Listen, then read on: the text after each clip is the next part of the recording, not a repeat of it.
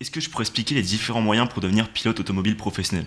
Bah alors pour devenir pilote pro, comme tu disais, même moi je suis encore en cours de, Apprentissage.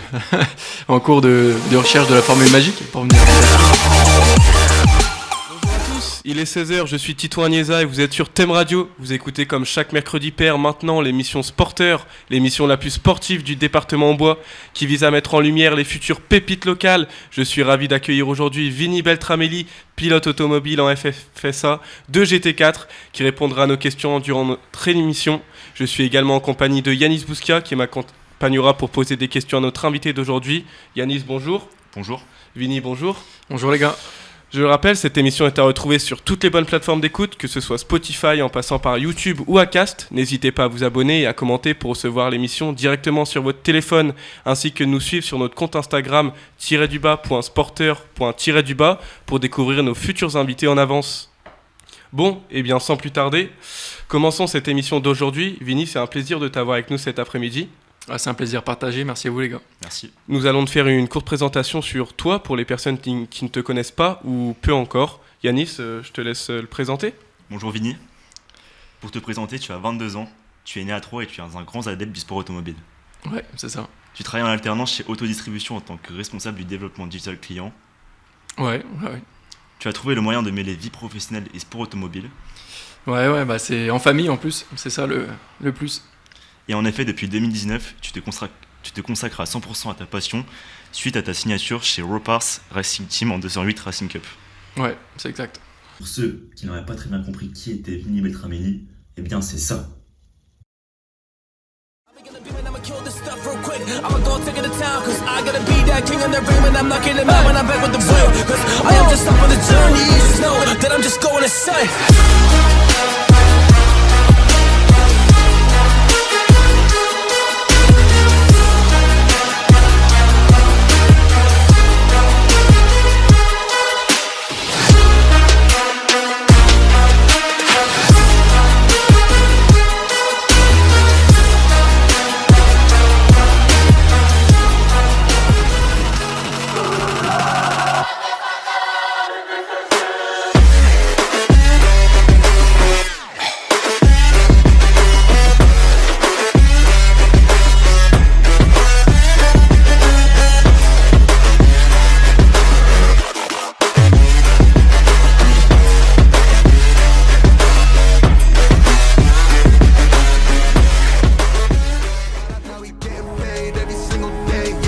And I could turn an 8 to a 28. Let me show you. 12, they can kiss my arrow. Yeah, see them lights, but you know I got the strap. But right, I push the.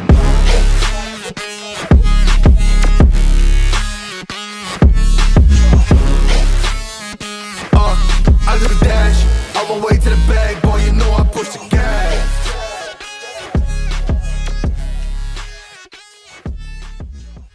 Et effectivement, toujours un casque flanqué sur sa tête et ses lunettes pointées sur le bout de son nez. Quand il n'est pas derrière le volant, il est derrière nos micros. Vinny, nous allons aborder ton parcours et ta carrière tout au long de l'entretien. Mais pour commencer, parlons de tes débuts avec la traditionnelle question de tout jeune espoir sportif. D'où t'es venue cette passion pour l'automobile? Bah, c'est une passion familiale qui m'a été transmise en famille par mon père principalement. Parce que mon père, il faut savoir qu'il a fait de la course automobile. Il a commencé à 40 ans. Donc il nous a mis dans le karting avec mon frangin à l'âge de 12 ans. J'ai commencé à 12 ans en karting. Donc voilà, c'est une passion, on va dire, familiale qui fait que on enfile tous un casque dans la famille. Et effectivement, on peut le constater, tu es un réel passionné des courses automobiles. Comme tu l'as dit, tu as commencé le karting en 2012 à l'âge de 12 ans. Tu as rapidement pu enchaîner les courses et tu as disputé pendant 2 ans les championnats de France en catégorie nationale. Puis 4 ans plus tard, en 2016, la consécration, tout du moins en karting. Tu es titré champion d'Île-de-France. Est-ce qu'on peut dire que ce sacre a-t-il été fondateur pour la suite de ta carrière ? Ça a été un événement marquant de ma carrière, entre guillemets, parce qu'il faut savoir qu'en karting, il y a quand même des structures qui sont professionnelles, et en karting, nous, on arrivait un petit peu en amateur, si tu veux, avec notre camion et notre remorque, globalement, et on se battait pas à armes égales avec les concurrents. Donc effectivement, de décrocher un titre dans cette catégorie, ça a été un gros plus pour me pousser vers l'avant. Et est-ce que ça a été une surprise ? Une surprise, non, parce que dès le début de saison, on s'est battu pour le titre. Donc on a fait tout pour le décrocher et ça s'est super bien passé. Ouais. Comme tu viens de le dire, après ce titre, tu débutes le sport automobile au volant d'une Formule Renault Van Gemen de 1993 dans le chemin de France FFSA, la Fédération Française d'Automobile, rappelons-le pour ceux qui ne le connaissent pas. En 2019, à l'âge de 19 ans, tu signes chez Ropars Racing Team, comme je l'ai dit précédemment, et tu finis cette année là vice-champion des rencontres Peugeot Sport en 208 Racing Cup pour ta première année dans ce championnat. T'attendais-tu à des résultats aussi réussis ? Bah alors, comme tu le disais au tout début, la Formule Van Diemen c'était en historique, donc sur des courses avec mon père et mon frère, donc en famille. Et c'est une fois arrivé chez Ropars Racing Team que j'ai un petit peu goûté à la compétition en automobile sur 208 Racing Cup, donc dans les formules de promotion Peugeot Sport. Et c'est vrai que dès les premières courses, j'ai eu un feeling avec la voiture. Il faut dire que j'étais bien entouré avec Kevin et Jean-Paul Ropars, du Ropars Racing Team. L'équipe Ropars. Et c'était on va dire une surprise un petit peu d'être aux avant-postes dès les premières courses. Mais en sortant du kart, généralement, en auto, la passerelle se fait bien. C'était une bonne surprise alors. Ouais, plutôt bonne. Ouais. Alors après de si belles performances pour tes premières années, c'était tout naturel pour toi de réitérer ton engagement en 208 ? Ouais, c'est clair. Bah, la 208, c'était le chemin, on va dire, évolutif de ma carrière, puisque c'était un budget raisonnable, un niveau très élevé. Donc c'était là où on pouvait faire nos preuves avec la passerelle Peugeot Sport pour évoluer. Donc oui, c'était le chemin logique après le karting. C'était la bonne initiation en réalité. Et donc ensuite, en 2020, tu deviens même champion de France junior. C'est à ce moment-là que tu as pris conscience que tu pouvais vivre de cette passion ? Alors, on va dire que oui, en 2020, le titre a fait que je me suis dit, je suis un passionné de sport automobile, il y a le petit coup de volant qui va bien, donc pourquoi pas essayer de creuser dans cette direction et se faire une place professionnellement parlant dans le sport. C'était un bon début, quoi. Ouais, bah on va dire que c'était, si on repart au début en karting, je souhaitais pas faire une carrière sportive, si tu veux, dans le sport auto, mais le fait d'être encadré dans un team et de signer des contrats et de se dire que voilà, c'est possible, après voilà, ça s'est mis, on va dire que tout s'est mis bout à bout, quoi. Et justement, en 2021, tu additionneras course en 208 Racing Cup et en Ultimate Series Cup, et également en 308 dans le championnat de France FFSA. Selon toi, quels ont été les bénéfices et les enseignements que t'ont apporté la 208 pour les catégories supérieures ? Bah, déjà, on va dire qu'un double programme de faire 2 championnats, ça a été vraiment un gros plus pour moi en termes d'expérience, parce qu'il faut savoir que c'est comme tous les sports, c'est du roulage. Donc c'était un gros plus de cumuler 2 championnats et d'accumuler une quantité de roulage supplémentaire. En plus de la bataille qu'on a en 208 Racing Cup que je connaissais bien de l'année passée, de passer sur une 308 qui devient, on va dire, une vraie voiture de course entre guillemets, puisque là on passe sur des pneus slick, une boîte aux palettes, enfin, pour les connaisseurs. Donc là c'est vraiment une voiture un peu plus poussée course, on va dire, avec un niveau contre des pilotes professionnels qui disputent des championnats pro. Donc ça a été vraiment une source d'apprentissage supplémentaire. Et comment s'est passée la transition entre la 208 et 308 ? Le passage de la monotype à la multimarque, c'est un changement majeur. Tu as eu une période de rodage ou est-ce que tu as pu facilement t'adapter à ce changement ? Bah alors en fait, la 208 Racing Cup, c'est une formule de promotion, donc on va dire qu'il y a un niveau déjà extrêmement élevé. Et c'est une voiture qui est compliquée à emmener en termes de réglage et en termes de pilotage. Donc on va dire que dans le sport auto, quand tu sais emmener une 208 assez vite, on va dire en termes de chrono, tu t'habitues assez bien sur des voitures qui sont un peu plus supérieures, même en termes de puissance et de gabarit. Donc la 308, ça restait une traction, donc les roues avant qui tirent. Et donc ça a été assez intuitif, on va dire, le passage à la 308. Et avec du recul, tu pourrais dire les différences majeures entre les deux catégories ? Entre les deux catégories, il faut savoir que la 208, elle développe environ 140 chevaux. Donc là, on est vraiment en monotype, donc on a tous la même voiture, on a tous les mêmes moteurs, tout est plombé. Donc là, c'est vraiment le pilote qui fait la différence. Quand on passe en FFSA Tourisme sur une 308, c'est multimarque. Donc il y a BMW, il y a Alpine sur des A110, il y a les 308 Racing Cup, il y a les Seat Leon. Donc voilà, il faut prendre en compte qu'il y a plusieurs marques, donc plusieurs points forts sur les voitures. Et il faut savoir exploiter la voiture et tirer le point fort de chacune des voitures selon le tracé, parce que le circuit, il joue beaucoup aussi. Et avec ce passage du monde amateur au monde quasiment professionnel, on imagine qu'il y a dû avoir une différence médiatique. Quels ont été les impacts au niveau médiatique pour toi? On se demande les réseaux sociaux ou la diffusion des meetings, le développement. Ça a dû être quelque chose de différent en fait, de passer de quelque chose de plus professionnel. Ouais, bah, c'est vrai qu'en termes de médiatisation, là, les courses sont diffusées en live sur Automoto la chaîne et sur YouTube. Donc c'est une grosse communauté puisque ce championnat... il organise des courses comme le GT4 où je participe maintenant et le GT World. Donc on va dire que c'est un gros plus de participer dans un événement comme celui-ci. Ouais. Puis même toi de ton côté, on sent que tes réseaux sociaux ils se développent, tu te fais connaître un peu plus. Donc c'est un changement majeur. Ouais, bah on a une petite équipe avec Rémi Vision qui s'occupe de mes réseaux sociaux. Donc on essaie de faire les choses bien parce que plus on monte crescendo dans les catégories et plus on essaie de faire les choses carrées entre guillemets. Donc, Tu parlais de Rémi Vision, qu'est-ce qu'il t'apporte au final quelle est sa tâche?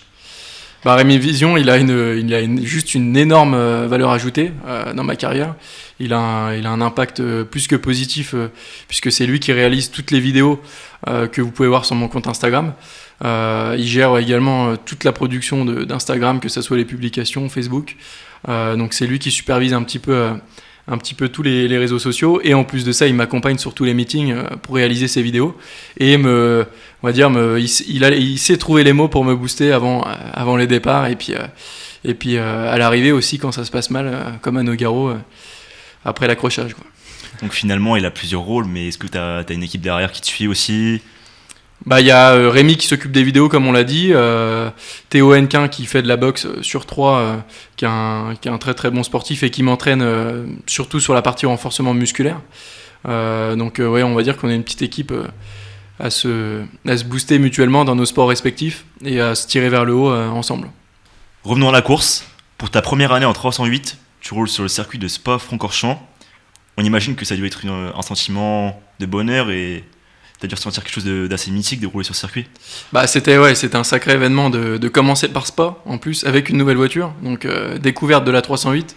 Donc comme je le disais tout à l'heure, les palettes au volant, les pneus slick à gérer, le gabarit de la voiture qui est pas le même et surtout le tracé de Spa où pour ceux qui connaissent un petit peu, il y a des enchaînements de virages qui sont assez connus sur le circuit et assez dangereux parce qu'on atteint des vitesses assez hautes dans les virages. Donc ouais, c'était une grande première à Spa-Francorchamps, mais j'y suis allé avec le sourire et pour objectif de me faire plaisir en premier et puis de découvrir la voiture. Je me suis vraiment laissé le temps d'y aller step by step et ça a plutôt bien fonctionné. Ouais. C'était une nouvelle dimension en gros. Ouais, bah c'est ça, carrément, découverte du nouveau championnat également, donc des concurrents professionnels en plus. Donc voilà, c'était, on va dire, une bonne expérience. Et malgré la pression qu'on pourra avoir de concourir sur un circuit aussi prestigieux et sur une nouvelle voiture, comme tu viens de le dire, tu t'adapteras tout de suite car tu signes un top 5 dès ta première course et tu concluras cette belle année par une victoire et une deuxième place sur le circuit Paul Ricard lors du dernier meeting de la saison en 308. On peut parler d'une année de rêve pour toi. Ouais, bah c'est clair, puisque j'ai pris la saison en milieu d'année, donc à Spa. Donc il faut savoir que mes concurrents, quand je suis arrivé en 308, avaient déjà 3 courses dans les pattes. Donc c'était déjà un avantage pour eux. Après, je m'étais pas vraiment fixé d'objectif en arrivant dans la catégorie, si ce n'est apprendre, on apprend toujours. Donc ouais, c'était vraiment une année de rêve, surtout au Paul Ricard dans la dernière course, comme tu l'as dit, où ça se finit avec une victoire et un top 2. Donc là, oui, forcément, c'était un petit peu... voilà, c'est ça. On va dire que l'année a terminé sur les chapeaux de roue. Est-ce que je pourrais expliquer les différents moyens pour devenir pilote automobile professionnel? On a l'impression que plusieurs éléments doivent rentrer en ligne de compte. Et peux-tu nous détailler ensuite véritablement ce qu'est la GT4? Bah alors pour devenir pilote pro, comme tu disais, même moi je suis encore en cours de recherche de la formule magique pour devenir pilote pro, parce que je suis pas pilote professionnel, je suis que semi-professionnel entre guillemets, donc je suis mélangé avec des pros, mais je suis pas encore rémunéré si tu veux pour le faire. Donc ça voilà, c'est la notion un petit peu différente sur les pilotes pro et moi entre guillemets. Et on va dire que je pense que la base, c'est de commencer par le karting, je pense, qui t'inculque les bases du pilotage.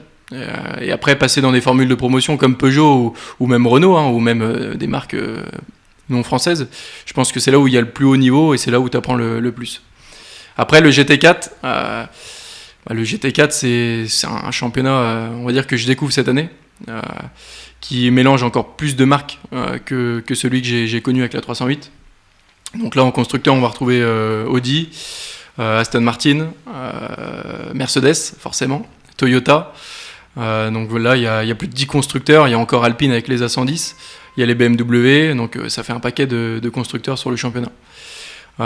Donc c'est des courses en endurance. C'est ça qui me change beaucoup. Parce qu'avant, toutes les courses que j'ai connues, c'était en sprint. Donc c'était un seul pilote par voiture. Donc des courses assez courtes, entre 20 et 25 minutes.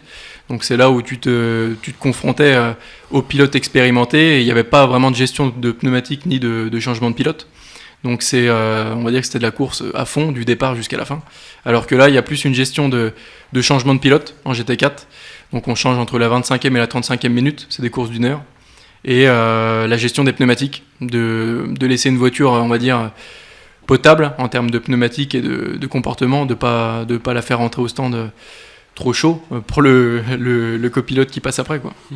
Et surtout de découvrir le travail en équipe avec un copilote.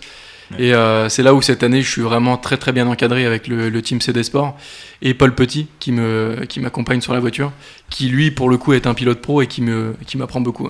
On va en parler dans un instant. Et après cette belle saison pour toi, le team CD Sport vient toquer à ta porte et te propose de faire un essai en GT4, on en parlait précédemment, le principal championnat de course d'automobile de la catégorie Grand Tourisme France sur le circuit de Nogaro.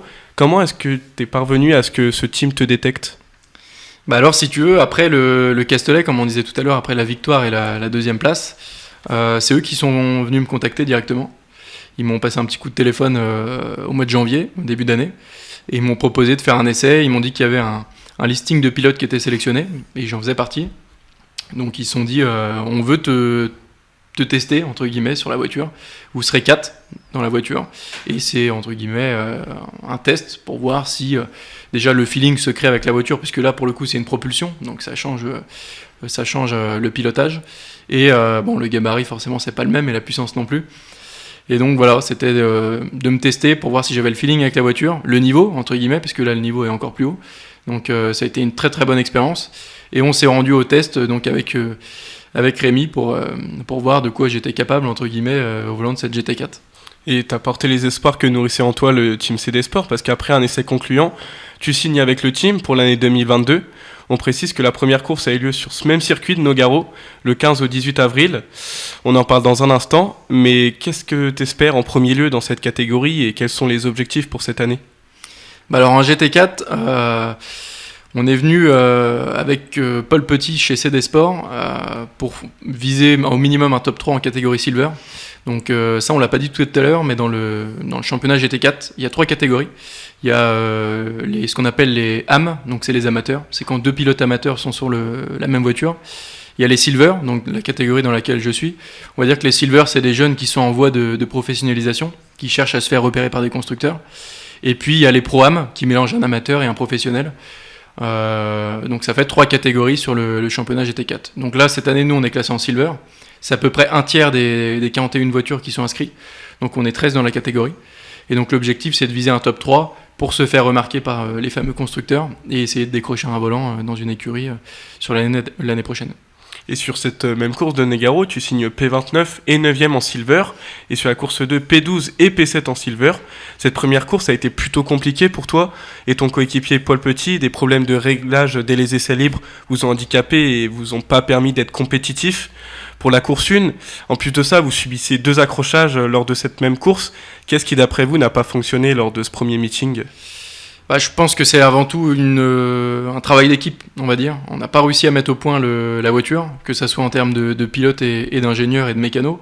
Après, c'est même pas un problème de setup sur la voiture sur cette course. On va dire que c'est un problème on va dire qu'il y avait des anomalies sur la voiture. En termes de freinage et de train roulant à l'arrière. Donc on a passé notre week-end à essayer de la régler, on a fait au mieux. Et c'est sûr que c'est pas les résultats qu'on voulait ramener à la maison, entre guillemets, en sortant de ce week-end. C'était l'occasion pour toi aussi d'effectuer ta première avec le nouveau coéquipier dont on parle depuis tout à l'heure. Paul Petit, 24 heures du Mans, vice-champion d'Europe en LMP2 en 2018, en LMP3 en 2016, qui a roulé en GT3. Votre association a coulé de source dès le départ ? On va dire que le feeling est passé tout de suite avec Paul. On s'entend vraiment super bien, ce qui est déjà une bonne chose, parce que pour travailler en équipe, il faut avant tout, on va dire, travailler main dans la main, puis c'est aussi une aventure humaine, hein, le sport. Donc c'était vraiment un gros plus de bien s'entendre avec Paul. En plus, il a, comme tu l'as dit, un feedback dans le sport auto qui est juste énorme. Ouais. Donc c'est que du plus pour moi d'apprendre à ses côtés. Même en termes de setup sur la voiture, il a déjà roulé en GT4 sur une Mercedes. Donc c'est aussi un gros plus pour nous pour régler la voiture. Donc effectivement, d'être à côté de lui en silver, c'est une arme supplémentaire pour disputer le championnat. À la suite, on l'a dit précédemment, cette relative contre-performance, tu dois sûrement attendre avec impatience la prochaine séance sur le circuit de Nevers-Manicourt le 13 et 15 mai. Alors avec quelles approches tu abordes cette seconde course ? On va pas se mentir, pour Manicourt, avec Paul, on a le couteau entre les dents, donc on est prêt à en découdre avec la concurrence. Ça, je pense que le message est passé. Et puis on va faire on a assez travaillé, que ce soit en termes de simulateur ou les équipes mécano sur la voiture, pendant le laps de temps qu'on avait entre les deux courses. Donc là, on va remettre la barre un peu plus haute sur la deuxième course, et on va se raccrocher au top 3 qu'on visait en début d'année, en silver en tout cas. Finalement, un top 3 sera envisageable. Alors envisageable, on va voir une fois sur place. En tout cas, nous, c'est ce qu'on a en ligne de mire. C'est le top 3 sur Manicourt.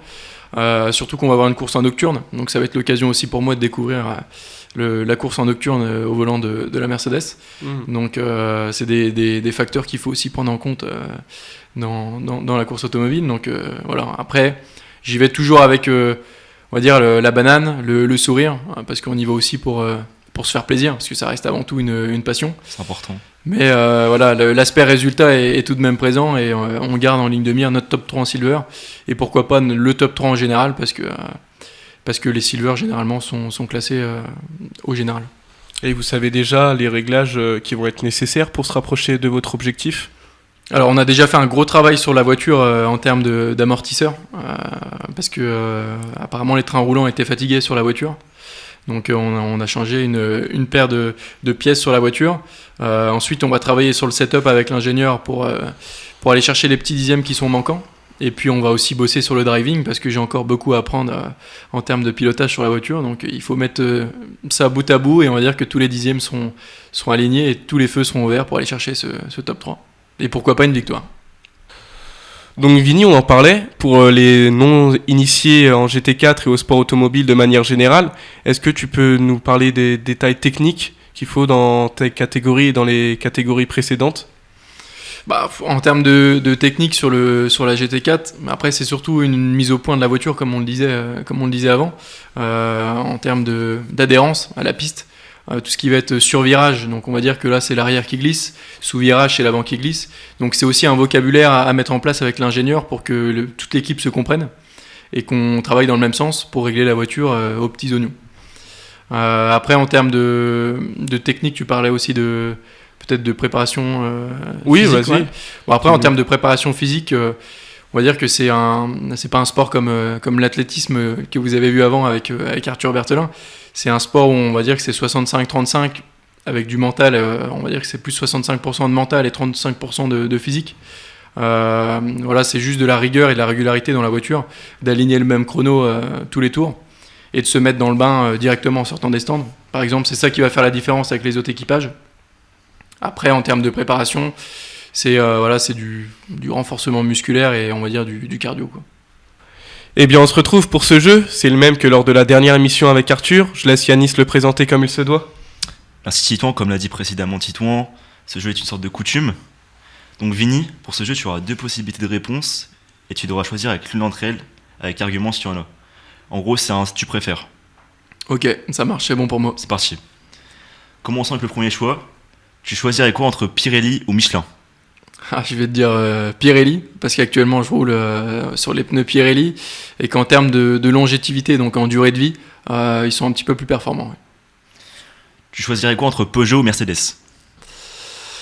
Je vais te dire Peugeot, ça va te surprendre un peu, mais entre guillemets on sait d'où on vient et j'ai tout appris sur la 208 au sein du Repars Racing Team, donc on va dire que je suis assez fidèle à ma petite 208. En parlant de la 208, que choisirais-tu entre la 208 et la 308 ?